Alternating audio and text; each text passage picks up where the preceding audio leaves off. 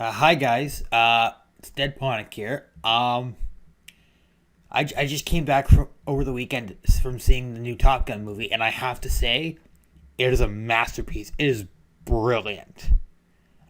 Massive spoilers going into this. I'm just trying to get my thoughts out here because I'm still off of that high from seeing it, and I really want to go see it again.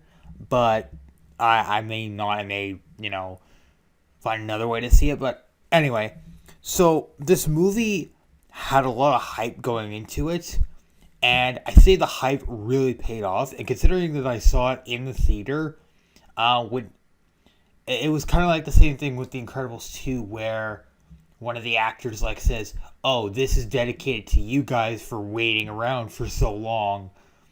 But in this case, instead of Samuel L. Jackson for The Incredibles 2, it was the man himself, Tom Cruise. And he clearly had a lot of fun doing this. He had a lot of fun, clearly had a lot of fun making this film. And I think it really shows. So the funny thing is, you don't necessarily have to watch the first movie to understand all the references, but it is highly recommended you actually watch the first movie. Literally, the movie begins with the same way the first movie does. It has that classic intro, guitar intro, which is really cool. It has the same title card talking about Top Gun and what it's they call it fighter weapons school, but the actual pilots call it Top Gun, which is really cool. And then, of course, they're gonna play Danger Zone, but they show a lot of restraint because that's the only time they play Danger Zone is at the beginning when the fighter jets are taking off from the aircraft carrier, just like in the first movie. But then it cuts to Tom Cruise, and he is not necessarily living a peaceful life, but he's keeping busy, and there's a lot of like references, like he's got the jacket, he's got his trademark sunglasses. They even got the original motorcycle, which is really cool. And he's on his way to test a new. He's trying to break Mach 10. He's trying to get to Mach 10 in I think it's an SR-71. I'm not entirely sure, but. And then Ed Harris comes in and is trying to shut down the program, and Maverick takes off anyway, and the backblast kind of decimates the guard hut, which is really cool. I thought that was a nice little detail there. And Maverick, he gets up to Mach 10, but he goes a little bit further, and then he ends up crashing, which is kind of it's going to be a little bit of a running theme here in this movie in particular. And he's walking back. This is one of the funniest moments in the movie, and in my opinion, it's really funny. But he walks into a diner, and everybody's just looking at him because his suit is like it's dark black, it's singed because he was in a fire.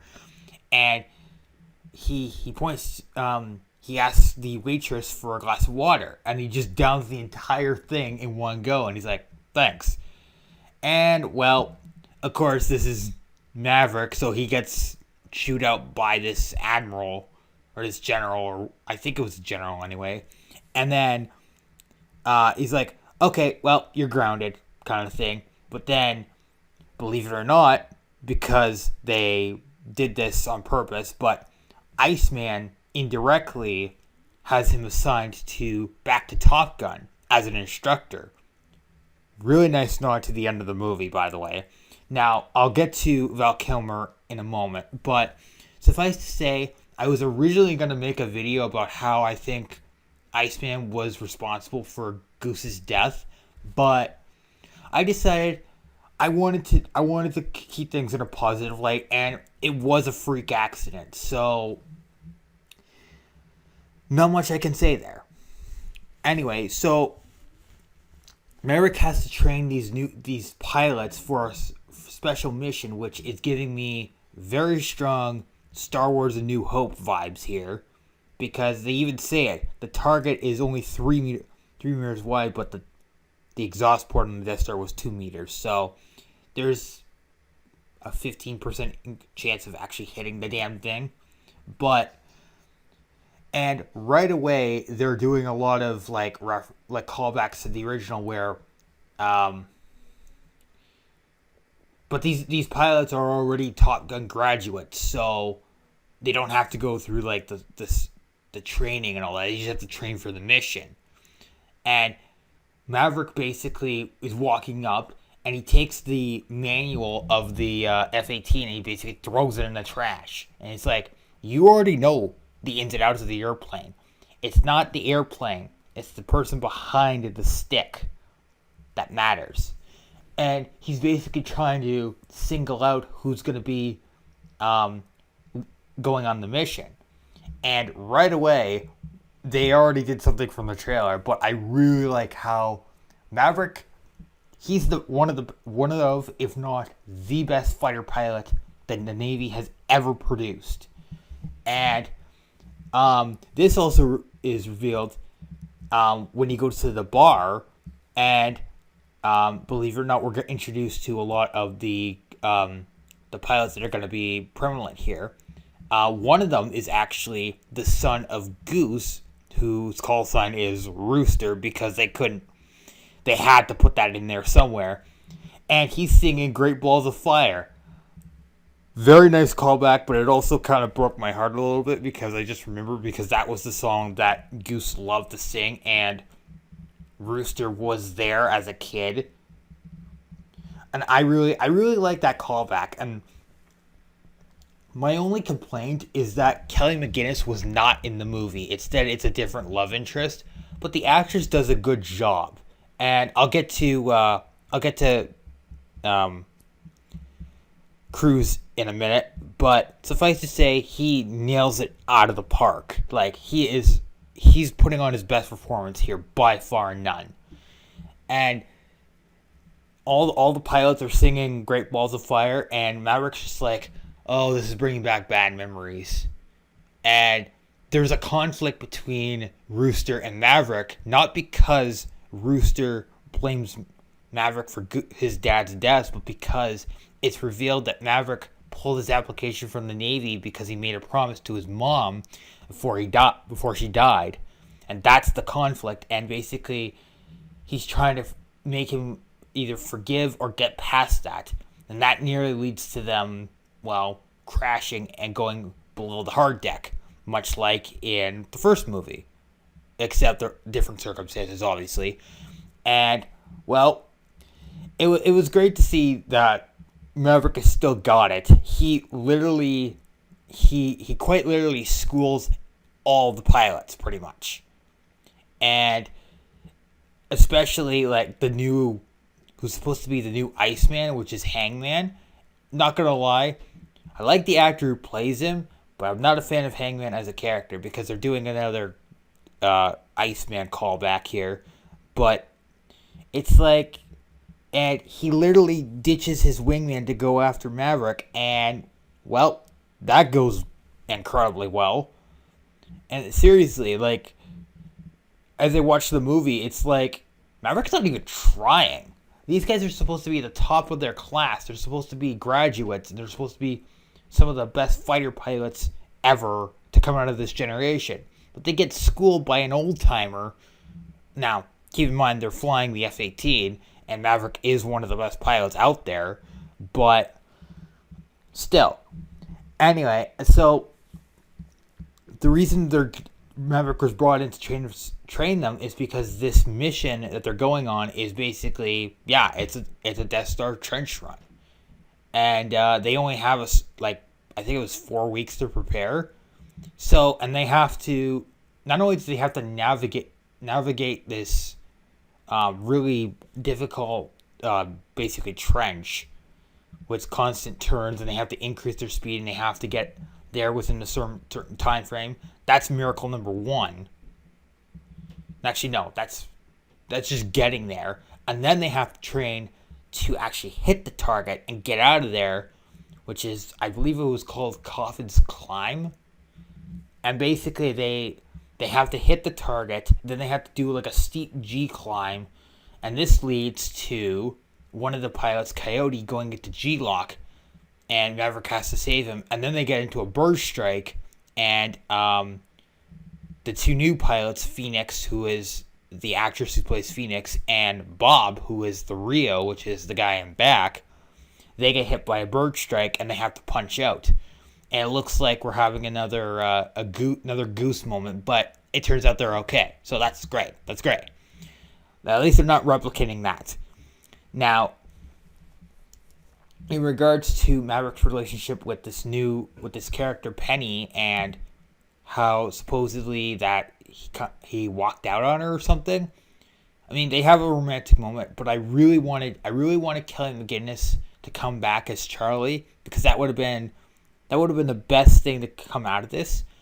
And Maverick is feeling like conflicted because obviously there's obviously a problem with him and Rooster, where they're like basically they're at odds with each other. But so he goes to Val Kilmer. He goes to Iceman, who is an admiral, and he's the one who got him in here in the first place. So now this is where I'm going to talk about Val Kilmer. And it turns out Val Kilmer is fighting throat cancer, hence why his role in the movie was so cut back. And you know what? I feel for Val Kilmer. Like I feel it. I know what it's like to go through like someone having throat cancer. And I like that they have a moment where they're just talking. And, well, they get around Val Kilmer's inability to talk properly by basically having him type out on a computer. And then he stands up and he actually talks to Maverick with his hoarse voice, and they share a hug. And it's like, yeah, this is great. This really got me a tear in my eye. Like, I teared up when I saw this. This was one of the best scenes in the movie, by far and none. So, then there's that. And now, and they're saying, like, oh, this can't be done. Like, there's no way you could get to the target in time by navigating this canyon and all that. So, Maverick steals an F-18, and he actually flies the course. And, well, he does it. And, of course, he gets reprimanded. But, in reality, the admiral, I think it was an admiral, but the admiral basically appoints him as team leader, and he has to choose his team. So he has, I can't remember. I think it was, I don't remember the other one, but he chooses Rooster as his wingman, which is gonna come into play later, and then Hangman is in reserve, which kind of pisses him off, because there was a scene earlier where they find out that Maverick was actually with Goose. He was actually flying with Goose, and he was there when... and Rooster is actually the son of Goose, which Hangman basically uses to kind of, like, piss off Rooster, and that ends up with a small confrontation. But it also feeds into the conflict with Maverick and Rooster, because I don't think that Rooster actually blames Maverick for Goose's death, but there is still kind of a resentment there. So anyway, so the mission, and this is obviously the very best part of the movie, obviously, and this is where it differs greatly compared to the original, where, okay, now they launch, but Maverick is actually he's actually going in the first team. So he's not in reserve being launched when they get into trouble. So they make it to the target, and Rooster has to fire blind because Bob's laser designator isn't working. So he has to fire blind, and they take out the target, and then they get into the Sam's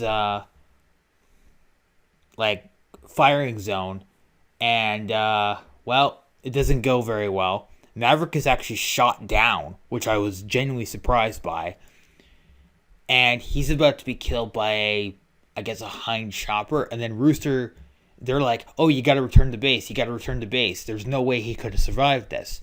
But Rooster goes back, and he actually takes down the chopper, but then he gets shot down.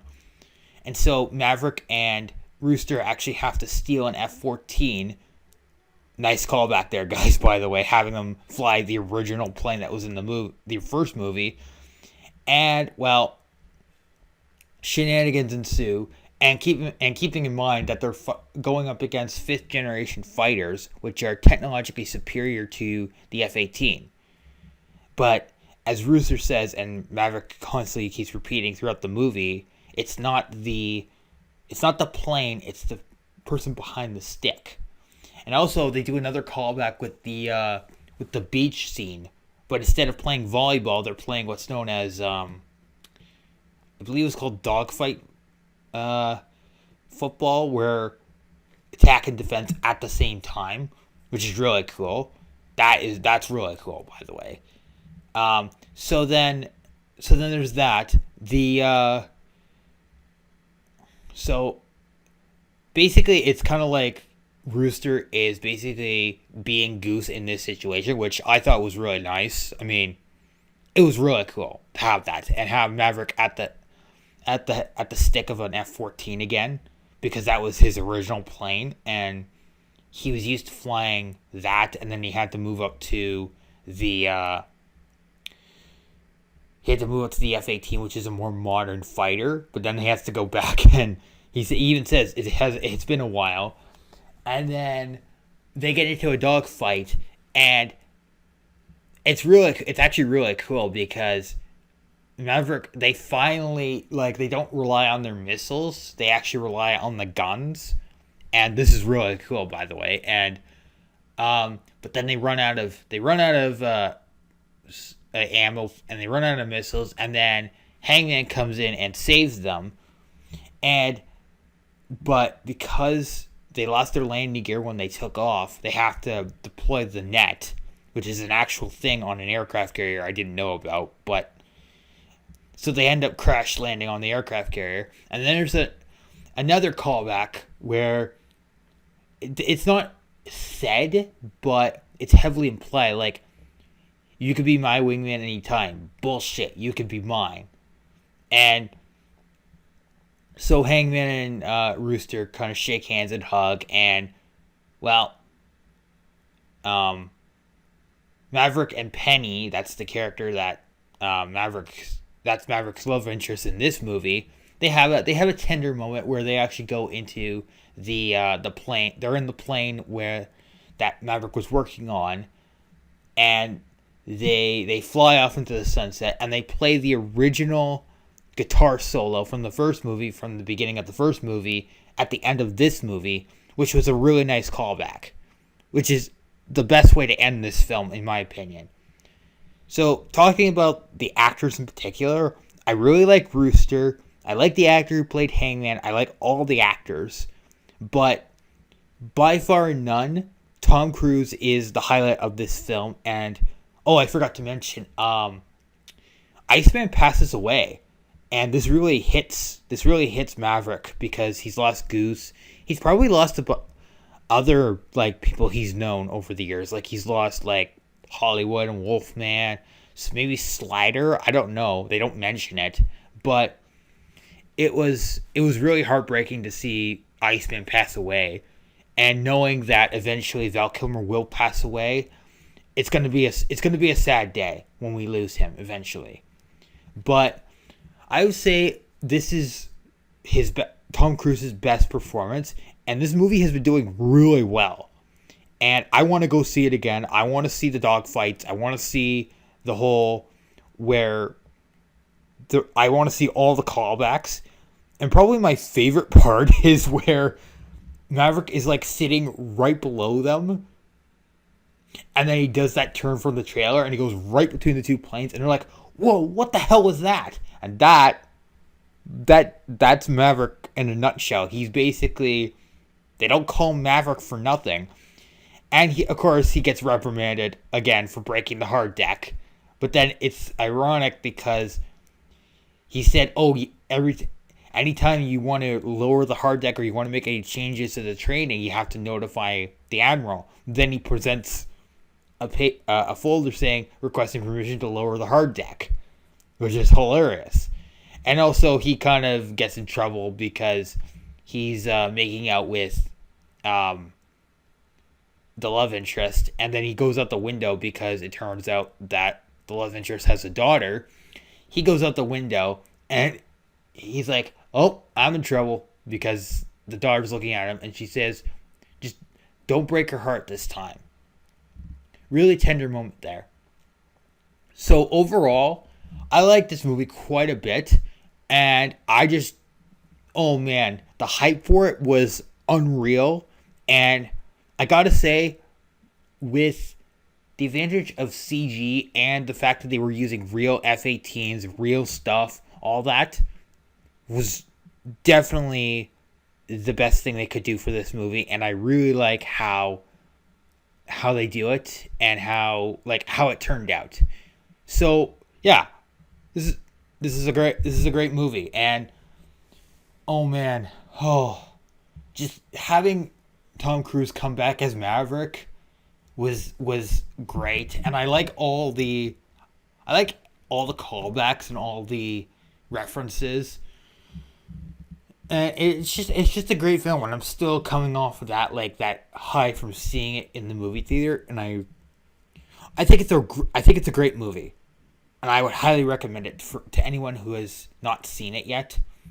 But watch the first movie first, because the first movie is a product of the 80s, but this movie is a product of is basically a love letter to Top Gun fans, but it's also a great homage to our current generation, or at least the mid 2010s, at least. So anyway, I'm signing off. I will see you guys next time. Take care, and thank you, Tom Cruise, for giving us this movie, and hopefully we'll see you in another film. Maybe not a Top Gun 3, but maybe another film. Anyway, see you guys later.